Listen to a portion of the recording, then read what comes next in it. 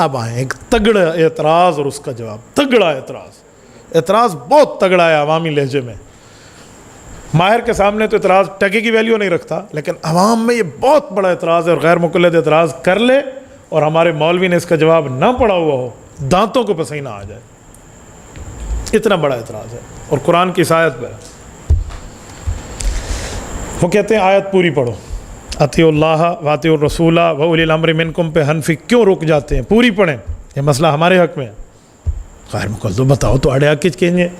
کہتے ہیں اطیعوا اللہ خدا مانو, اطیعوا الرسول نبی مانو, مصطفیٰ مانو, واولی الامر منکم فقہا مانو. کہتے چلو اتنی بات ہم نے آپ کی مان لی, آگے چلو.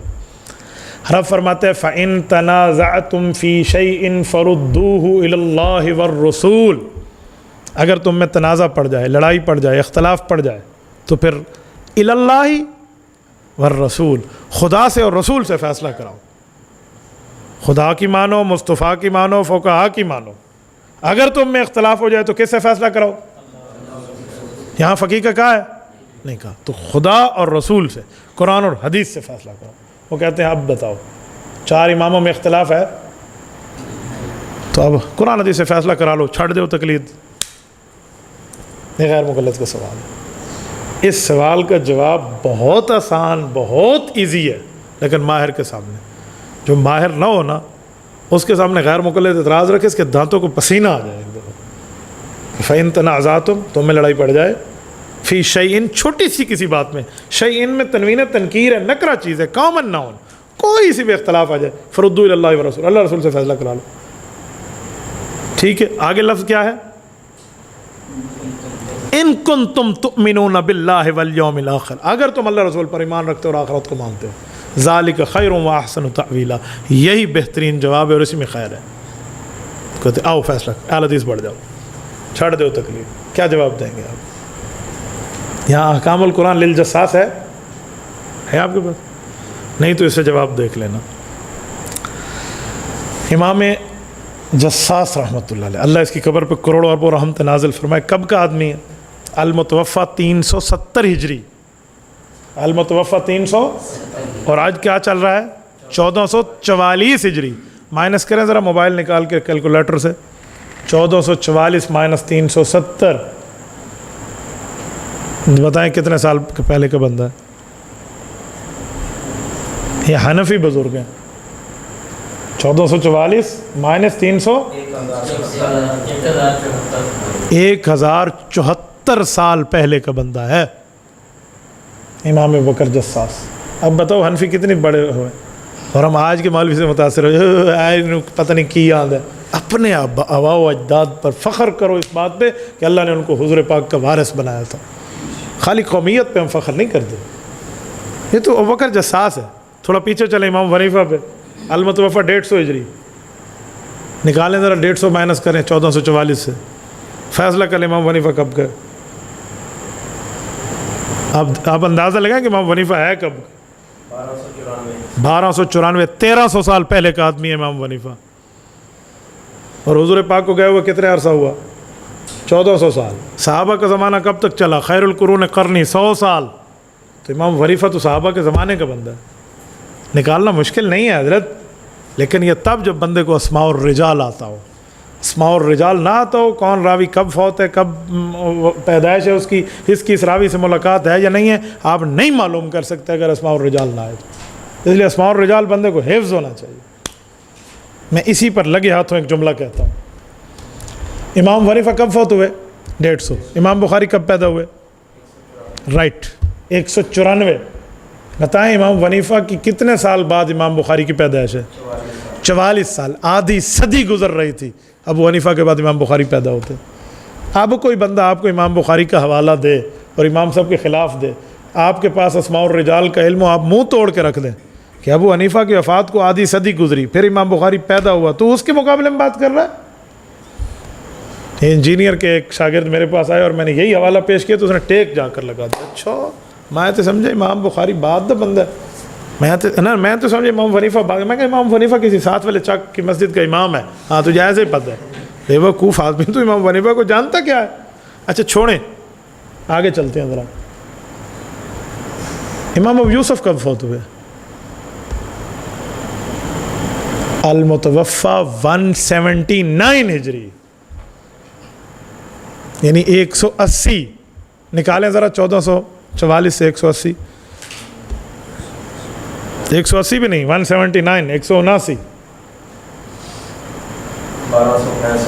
1265 سال پہلے امام ابو یوسف کا انتقال ہے، اور امام محمد 182 182 ہجری میں فوت ہوئے ہیں۔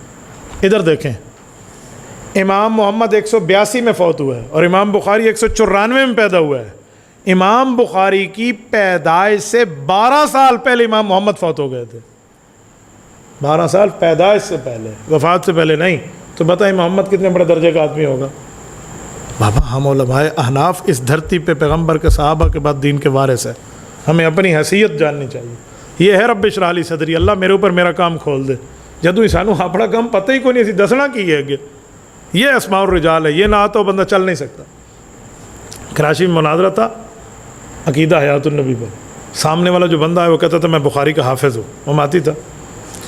میں ایسے ہی سادی ٹوپی پہن کے بیٹھا تھا، مولانا عبدالقیوم قاسمی کو رب کریم جزائے خیر دے، ان کے پاس ہی تو شرائط مناظرہ تیار، تو شیخ الحدیث تھا حضرت مولانا شیخ سلیم اللہ خان رحمہ اللہ، اللہ ان قبر پہ کروڑوں رحمت نازل فرمائے، ان کے واسطے سے ہم گئے تھے وہاں۔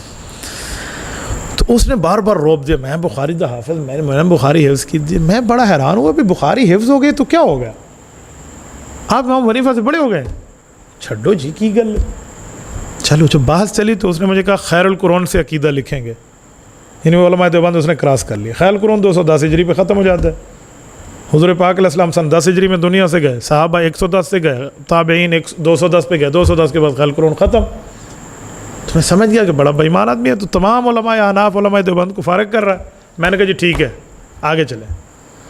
جب چلنے لگے آگے تو اس نے کہا امام ابن کثیر فرماتے، میں نے کہا ایک منٹ، المتوفا 786 ہجری، امام ابن کثیر المتوفا 786، اور خیر القرآن کب ختم ہوا؟ امام ابن کثیر رحمۃ اللہ علیہ 500 سال بعد پیدا ہوا ہے خیر القرآن کے ختم ہونے۔ میں نے کہا تمہیں شرم نہیں آتی؟ مجھے کہتے ہیں خیر القرآن سے بات کروں گا، خود ابن کثیر 500 سال کا ٹپا لگایا تو نے؟ بخاری کے حافظ کے طوطے ہاتھ سے اڑ گئے، جی گل کرنی کی میں نہیں کر سکا وہ بات۔ آخر ان کی جوتیاں اور رومال اور ٹوپیاں ہمارے پاس تھے، اور بندوں نے جان بھگا کر بھاگ گئے وہاں سے، جان بچائی اور گئے۔ تھوڑا سا آپ کے پاس اسماء الرجال کا علم ہو نا، یوں دم ہلانے کی ضرورت پڑتی ہے کہ مخالف آپ سے راستہ ایسے بھاگے گا جیسے بھاگنے کا حق ہو۔ حضرت امام بخاری رحمۃ اللہ علیہ نے، حضرت امام مولانا امین صفدر اکاڑوی رحمۃ اللہ علیہ نے سید چتروڑی سے تو یہی کہا تھا اس مناظرے میں، ڈیرہ غازی خان کے مناظرے میں، جب اس نے کہا نا اس راوی سے روایت کیا، انہوں نے کہا اس راوی نے دی وفات اس سن نیچے تھے، اس دی پیدائش اس سن نیچے، 50 سال بعد وہ پیدا ہو رہا ہے، ملاقات کی میں ہوئی ہے۔ سید چتروڑی کے ہاتھ کے طوطے اڑ گئے۔ بھائی میں تو پڑھا ہی کوئی نہیں تھی یہ چیز، میں تو کبھی غور ہی نہیں کیا۔ انہوں نے کہا پہلے اتصال سند پوری کر، اگلی گل پھر چلنی ہے۔ اس نے پھر روایت کی سند نہیں پڑھی، اس کے بعد پورے مناظرے میں آپ دیکھیں صرف ایک سند پڑھی اور اس پہ حضرت نے پکڑ لیا۔ اس نے پھر سند نہیں پڑھی، بغیر سند روایت پڑھتا تھا۔ اس نے کہا جی سند پڑھنی ہے تو صفائی دینی پڑنی ہے، تو آپ کے پاس یہ ہونا چاہیے تو بات بنتی ہے۔ بات چل رہی تھی امام ابوبکر جساس المتوفا 370 ہجری پہ۔ سوال کیا تھا، میں ایک دفعہ پھر دوہرا دیتا ہوں۔ ہمیں غیر مقلد کہتا ہے کہ خدا کی مانو، فقہا کی مانو، مصطفیٰ کی مانو۔ آگے لفظ ہے فَإِن تَنَازَعْتُمْ فِي شَيْءٍ فَرُدُّوهُ إِلَى اللَّهِ وَالرَّسُولِ، اللہ رسول سے فیصلہ کراؤ اگر تنازع پڑ جائے تو کہتے ہیں تنازع امام پڑ گیا، اب قرآن حدیث سے فیصلہ کراؤ کہ اہل حدیث بن جاؤ۔ سوال ذہن میں آ گیا، ہم جواب دیتے ہیں بھائی یہ تو بڑا گھسا پٹا اعتراض ہے، ہمارے اکابر 370 ہجری اس کا جواب لکھ گئے ہیں احکام القرآن للجساس میں۔ کیا جواب ہے؟ وہ فرماتے ہیں وقال تعالی عقیب ذالک، اللہ نے اطیعوا اللہ واطیعوا الرسول واولی الامر منکم کے بعد فرمایا فَإِن تَنَازَعْتُمْ فِي شَيْءٍ فَرُدُّوهُ إِلَى اللَّهِ وَالرَّسُولِ هَذَا يَدُلُّ عَلَىٰ أَنَّ أُولِي الْأَمْرِ، پوری ترتیب کے ساتھ لکھا، سننا ذرا، سننے والی بات ہے۔ کہتے ہیں یہ بات اس بات پہ دلالت کرتی ہے کہ اس کے بعد جو اللہ تعالیٰ نے یہ حکم دیا ہے، یہ حکم کس کو ہے؟ فقہا کو ہے یا عوام کو ہے؟ وہ کہتے ہیں اگر یہ حکم عوام کو ہوتا کہ فردوا الی اللہ والرسول، اللہ رسول سے فیصلہ کراؤ، وَإِنَّ الْعَامَّةَ لَا يَعْرِفُونَ كَيْفِيَّةَ الرَّدِّ إِلَىٰ كِتَابِ اللَّهِ وَالسُّنَّةِ وَوُجُوهِ دَلَائِلِهِمَا، عوام کو تو پتہ ہی نہیں ہے کہ رد الی اللہ و الی الرسول کا کیا معنی ہے۔ اب ریڑھی والا، پیاز بیچنے والا، آلو خریدنے والا رد الی اللہ والرسول کی کیفیت کیا جانے گا؟ اسے کیا پتہ میں اللہ رسول سے کیسے فیصلہ کروں؟ وہی تو کسی مولوی تو پوچھ کے حدیث تو لے لینا نا، تو بات تو وہیں آ گئی پھر تقلید پر. تو لا یعرفون کیفیت الرد الی اللہ و الی الرسول، اسے تو پتہ ہی نہیں ہے. کہتے ہیں فثابت انہا